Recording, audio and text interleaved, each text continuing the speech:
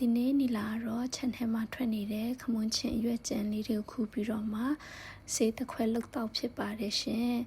တကယ်လို့ပေါ့နော်ခြံထဲမှာမရှိဘူးဆိုရင်လည်းဈေးထဲကနေဝယ်လာတဲ့ဒီအရွက်ကြံလေးတွေကိုရှိတယ်ဆိုရင်မပြစ်ထုတ်ပဲနဲ့အခုနီလာပြထားတဲ့အတိုင်းပေါ့နော်လိုက်ပြီးတော့မှလုတ်ကြည့်ကြပါနော်ပါဝင်တဲ့ပစ္စည်းတွေကလည်းအရင်နဲ့လွယ်ကူပါတယ်ထိုင်ငဲ့ရဲ့ဂျင်းလေးရဲ့ကိုဦးတလုံးထည့်မယ်စားနည်းနည်းလေးထည့်ပြီးတော့မှခဏက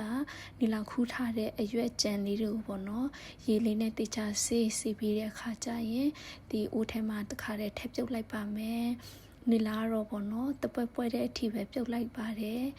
ဒီခမွန်းချင်ရဲ့အရွက်တွေကလေးပါအတွက်ကောင်းလဲဆိုရင်သူစီမှာအမြင့်တက်များတဲ့အတွက်ကြောင့်မလို့ဝမ်းမန်စေတယ်ပြီးတော့မှခန္ဓာကိုယ်အားစနစ်ကောင်းပြီးတော့မှပေါ့နော်အရန်နဲ့ကိုအညောင်းညပြည့်စေပါတယ်နော်နောက်တစ်ခုအနေနဲ့ဆိုရင်ဒီခန္ဓာကိုယ်အလေးချိန်ထိန်ချုပ်နေတဲ့သူတွေအတွက်တကယ်ကိုတောက်သုံးတဲ့ထဲမှာလည်းပါပါတယ်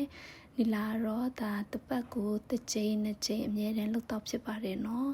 ဒီခမွန်းချင်ရွက်အရေးကိုပေါ့နော်သူကကြိုပြီးတော့ပြီးဆိုရင်ပူလေးတောက်ရင်လည်းကောင်းတယ်အပူကြိုက်တဲ့လူတွေအတွက်ကတော့အေးခံပြီးတော့မှပေါ့နော်အေးလေးတောက်ရင်လည်းအဆင်ပြေပါတယ်နော်ဒီလာရဲ့ဗီဒီယိုလေးကိုစာဆုံးကြည့်ရှုပေးတဲ့အတွက်အားလုံးကျေးဇူးတင်ပါတယ်ရှင်ဘိုင်ဘိုင်ပါ